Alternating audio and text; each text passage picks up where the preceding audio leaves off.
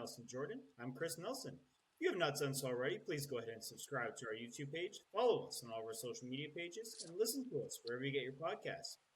So, Nelson, the Cleveland Browns have traded quarterback Joe Flacco and a sixth-round draft pick in next year's draft, 2026, to the Cincinnati Bengals for a 2026 fifth-round draft pick. What were your takeaways from this transaction? I don't know if there's any significant upgrade other than you're bringing in a veteran into the room with a struggling Browning.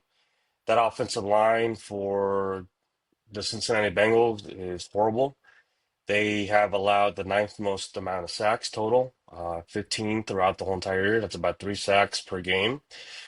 Their stats to show, too, contributions from the offensive line are not very well either.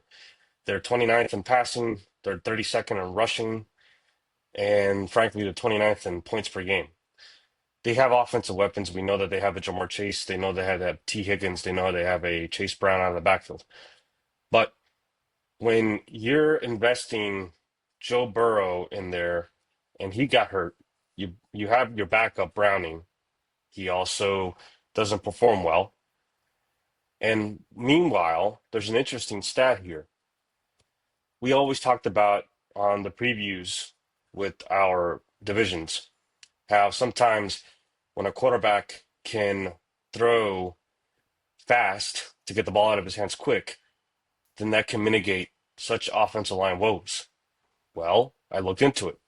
Jake Browning, his delivery, or at least his pocket time, is about 2.3 seconds. Joe Flacco's is almost the same, 2.4. What difference does really this make? I don't know. I can't tell you.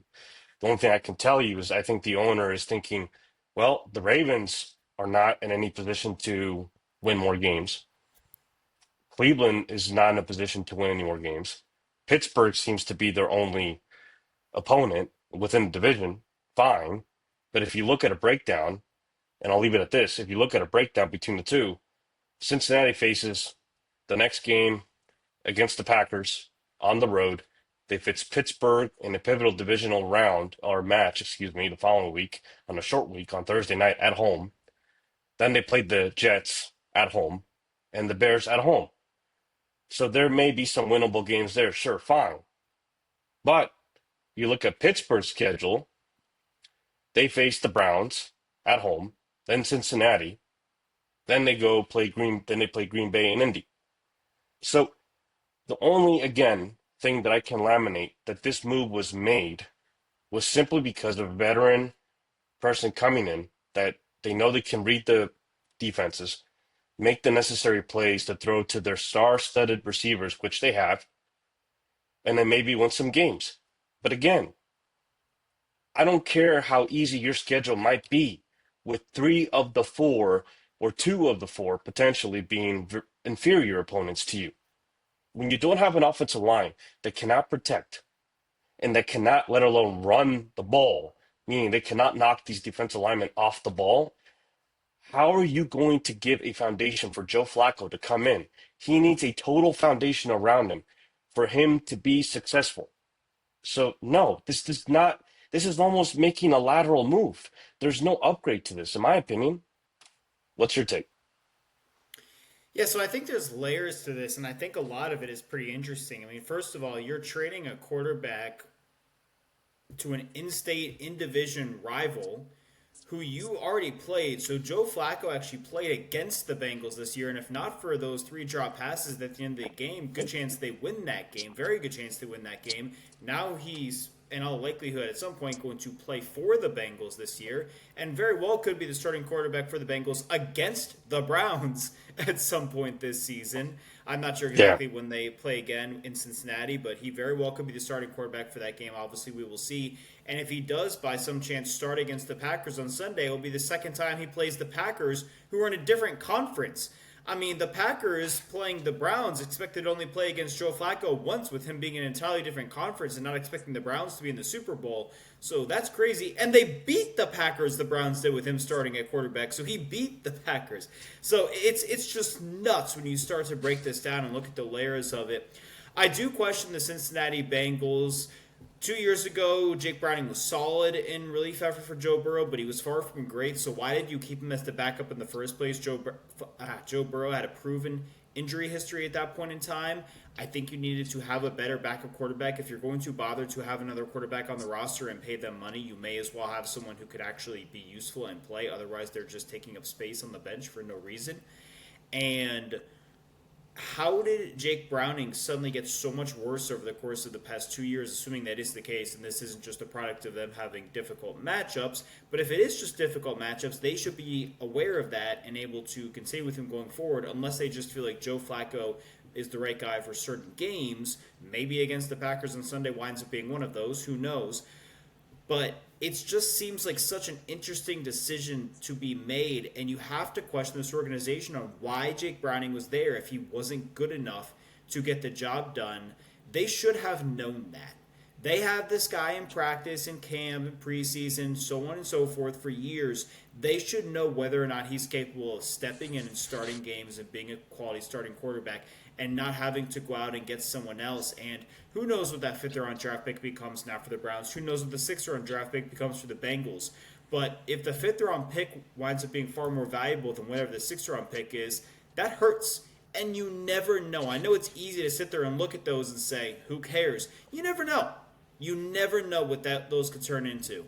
So maybe it amounts to nothing and it works out for the Bengals, but maybe it amounts to something. And my last point that I will make is, and I'm going to piggyback off of you on this, if Joe Flacco does somehow make them better and they win more games, are they really going to make the playoffs? And if they don't, I guess you keep the fans happy by winning some games throughout the season, and that's important. And we're not talking about tanking here by any means, but you do hurt your draft position, and what do you gain? You can gain a higher draft pick, but you hurt your draft position and gain almost nothing except for, again, the fans are happy some weeks as opposed to almost no weeks from what we have seen to this point in a very small sample size. So we will see how it plays out, but I just don't understand what the real benefit is here. And you said the exact same thing, so I'm in full agreement with you, and I felt like you made a lot of great points that I probably wanted to make and even some I hadn't thought of.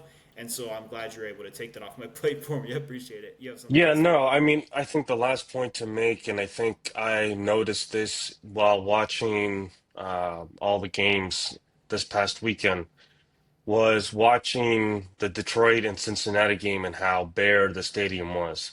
We know when Joe Burrow is there, that stadium is electric. It's sold out. It's the jungle for a reason in the NFL. But watching that game, I mean, half of the fans that were even there were Detroit fans, and I'm sure that Mr. Brown, that's the owner of of Cincinnati Bengals. I'm sure he's probably thinking, I got to get fans back in these seats. I got to make some money because of how I hate to say the word, but of how stingy he is when it comes to investing money or even to his own, previous players who on the Ring of Fame for him and everything else. All these notions. So it doesn't make any sense. And I feel like this is a big swing by Mr. Brown just to basically put money back in his pockets and to keep him satisfied when the fans, I don't think they're going to be, how can I say this best? They're not ignorant to this. They're going to realize that you're just doing this to win some games. And as you said, you're not doing anything to help this team in the future. Let this team just bottom out, get a future draft pick, and draft the freaking offensive lineman that can actually protect Burrow because he doesn't have anybody, for God's sakes. Anybody. All right, guys, we will be back with more, so stick with us. Subscribe to our YouTube page so you can see everything going on and keep up with our content. For Nelson Jordan, I'm Chris Nelson. This has been the First and Final Word.